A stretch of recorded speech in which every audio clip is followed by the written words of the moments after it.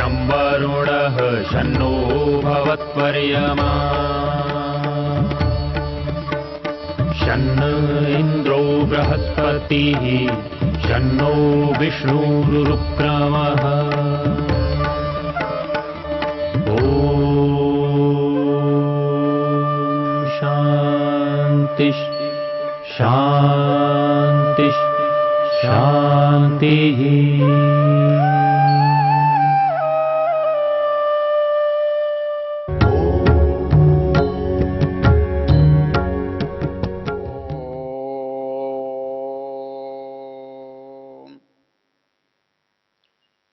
हम वेद के मंत्रों की चर्चा कर रहे हैं।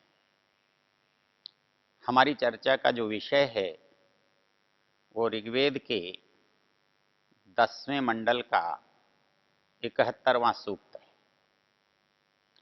उसका ऋषि बृहस्पति है और उसका देवता ज्ञान है।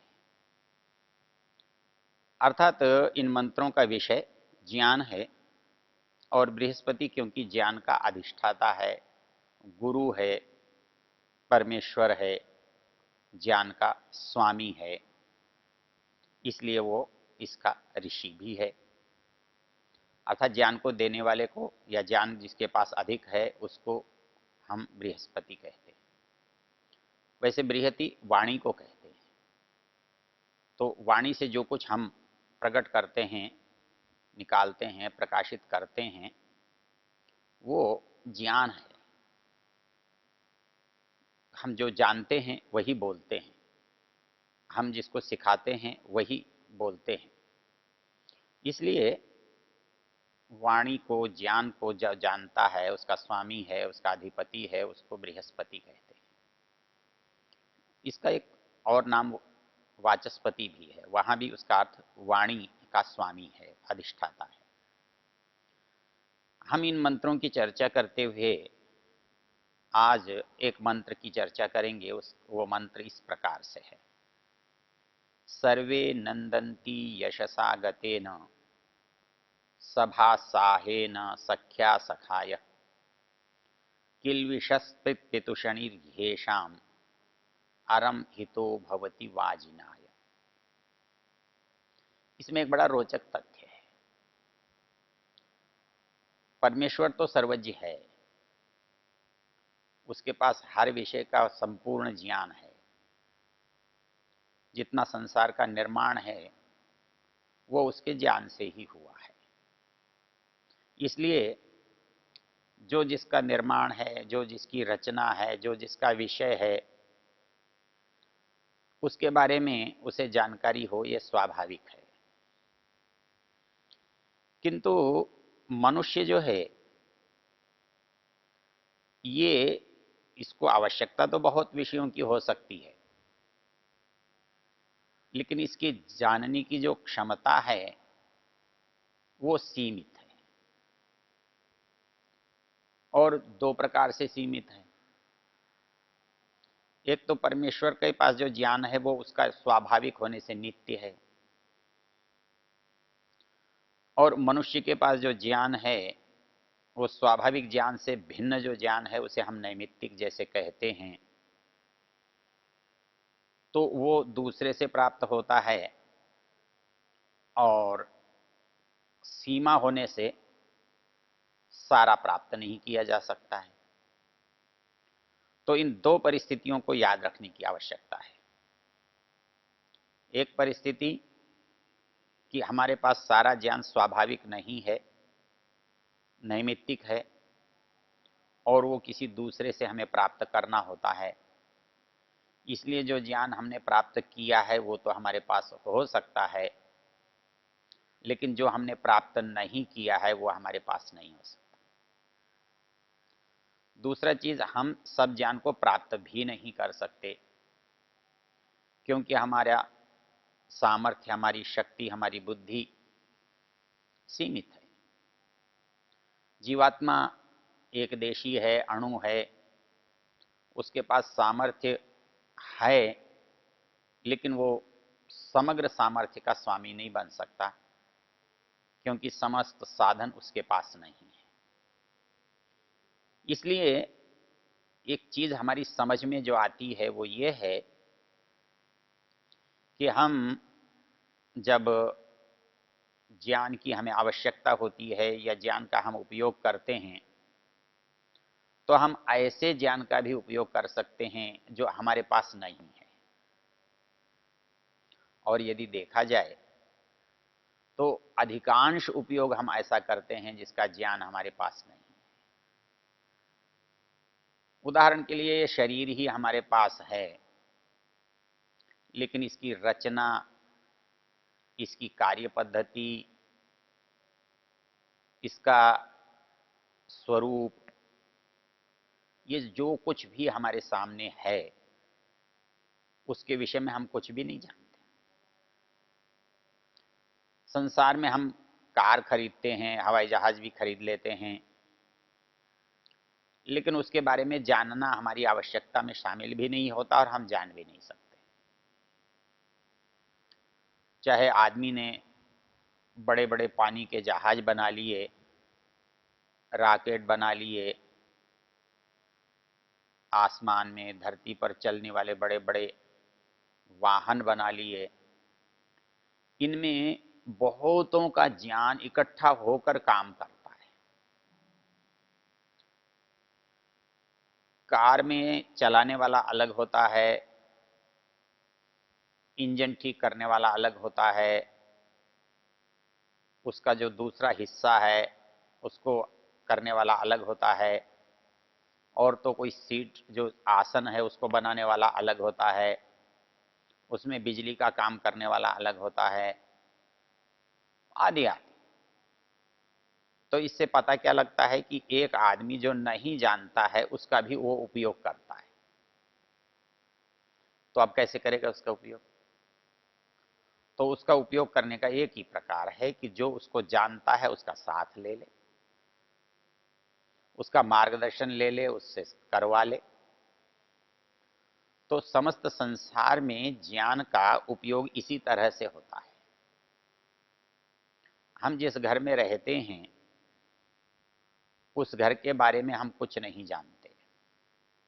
वो कैसे बना, इसमें लोहा कहाँ से लगा, इसमें सीमेंट कैसे आया, लकड़ियाँ कैसे लगी, इसके खिड़की दरवाजे किसने बनाए, ये हमको पता नहीं कि नींव कितने खंभों पर टिकी है, कितनी बड़ी होनी चाहिए।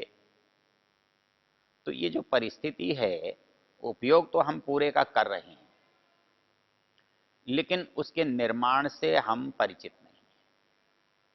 इसी तरह से हम रह रहे हैं। हमारा नल खराब हो जाता है तो हम नल वाले को बुलाना पड़ता है,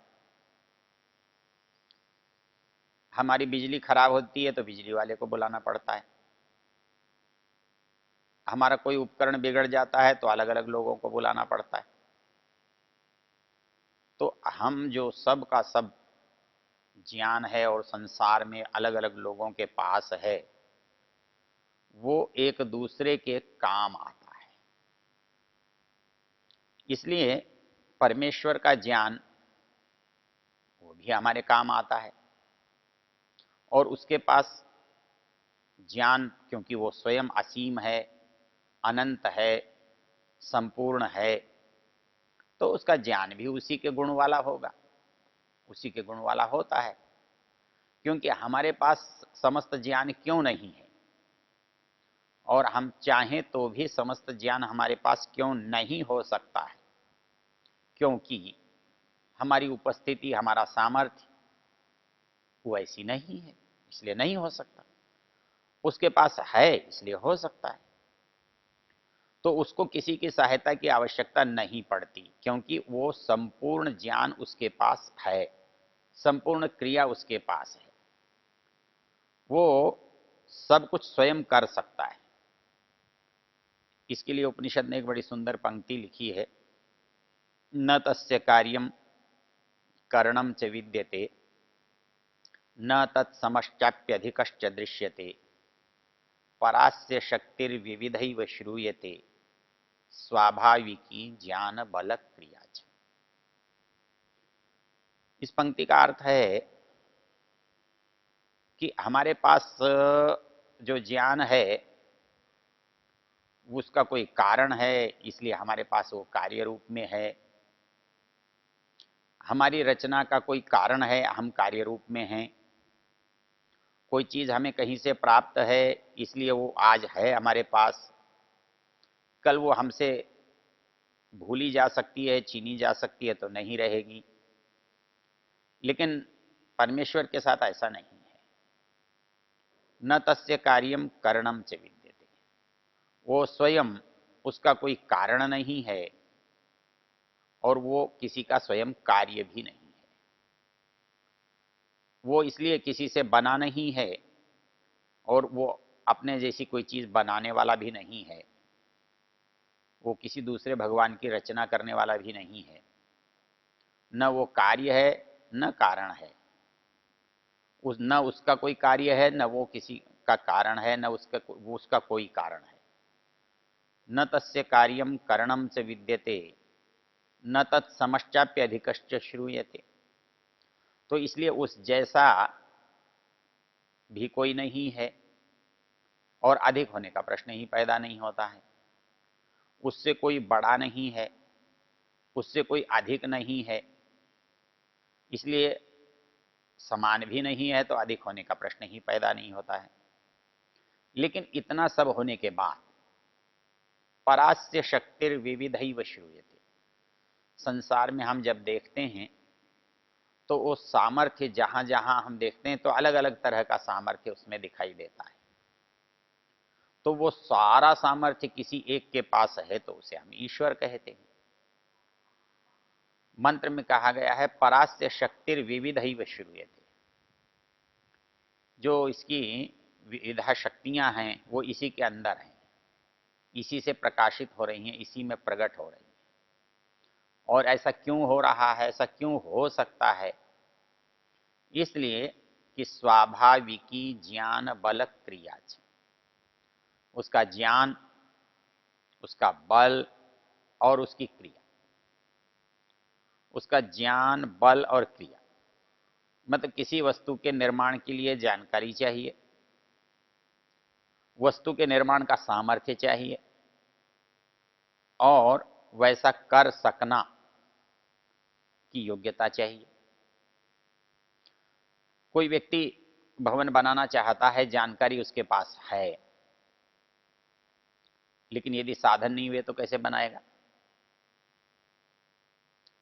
और जो साधन मेरे पास आ भी गए तो उनको उठाना, रखना, लगाना, हटाना ये मेरे पास नहीं है तो मैं कैसे करूंगा? तो इसलिए किसी काम को करने में ज्ञान चाहिए, बल चाहिए और क्रिया चाहिए। इसको हमारे आजकल की भाषा में लोग जो अच्छा निर्माण चाहते हैं वो यही कहते हैं कि अच्छी योजना चाहिए, अच्छी सामग्री चाहिए और उसका अच्छा निर्माण चाहिए, श्रम चाहिए। तो ये संसार हमारे पास है, ईश्वर के पास है, तो ईश्वर अपने ज्ञान से, अपने बल से और अपनी क्रिया से इस संसार को कारण से कार्य में बदलता है, बदल सकने में समर्थ है। इसलिए मंत्र ने कहा स्वाभाविकी ज्ञान बल क्रिया। उस परमेश्वर का ज्ञान, उस परमेश्वर का बल और उस परमेश्वर की क्रिया उसका सहज स्वभाव है, उसका अंग है। इसीलिए शास्त्र ने एक जगह और एक अच्छी बात कही। हमारी दृष्टि में वेद जो है उसका ज्ञान है, तो हम तो ज्ञान अर्जित करते हैं, परिश्रम करते हैं, दूसरे से पाते हैं, उसको रखने के लिए श्रम करते हैं। किंतु वेद का जो ज्ञान है उसके पास वो कैसा है? निश्वसितमेतत्, वो उसके श्वास की तरह से है।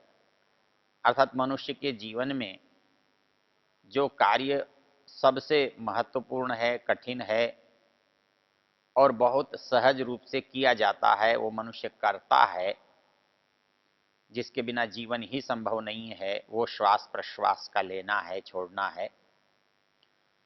तो वो बहुत स्वाभाविक है। यदि उसको परिश्रम से लेना पड़े तो हमें बड़ी कठिनाई हो। मान लीजिए कोई व्यक्ति दमे का मरीज है और उसका एक ही दिन भर का संकट है, वो श्वास कैसे ले। उसको श्वास लेना ही बड़ी भारी चीज लगती है। कई बार सारी सारी रात उसको सोना नहीं मिलता है, क्योंकि श्वास नहीं आता तो वो सोए कैसे। और श्वास की विशेषता है, आप सोएं या जागें उसका श्वास से क्या संबंध है। वो तो वैसे ही सोते हुए आता जाता रहता है, वैसे ही जागते हुए आता जाता रहता है। आपका कभी ध्यान भी नहीं होता कि आप श्वास ले रहे हैं। वो इसको कहते हैं स्वाभाविकता। इसलिए ये जो हमारा श्वास है ये स्वाभाविक है। तो इसकी उपमा देते हुए उपनिषद ने एक जगह कहा, तस्य निश्वसितमेतत् ऋग्वेदो यजुर्वेद सामवेदो अथर्ववेद।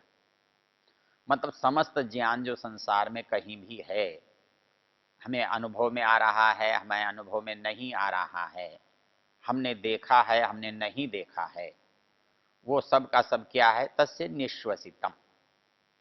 ये उसका स्वाभाविक है। श्वास प्रश्वास की तरह उसके अंदर से निकलने वाला और उसके अंदर समाविष्ट होने वाला है। जब उसकी आवश्यकता होती है, सृष्टि की रचना होती है, मनुष्य का निर्माण होता है, संसार में मनुष्य की उपस्थिति होती है, तब वो ज्ञान श्वास की तरह बाहर होता है। और जब प्रलय होता है, मनुष्य की उपस्थिति नहीं होती है, संसार में रहने वाले किसी व्यक्ति प्राणी को ज्ञान की आवश्यकता नहीं होती है, वो उसके अंदर समाया हुआ रहता है, वो ज्ञान उसमें सदा ही बना रहता है। एक प्रश्न उठाया, क्या परमेश्वर के पास वेदों का ज्ञान सदा रहता है?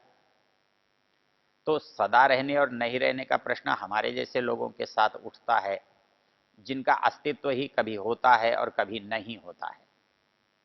जिसका अस्तित्व सदा रहता है उसकी हर चीज सदा रहेगी।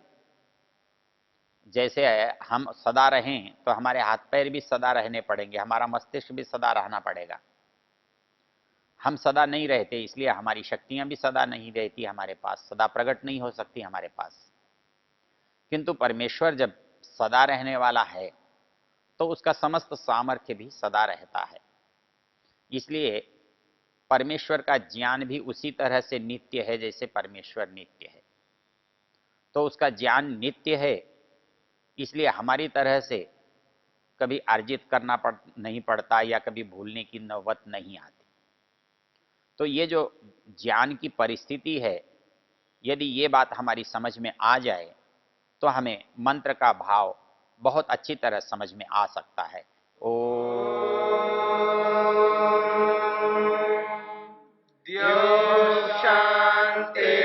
शान्तिरन्तरिक्षं शान्तिर्पृथिवी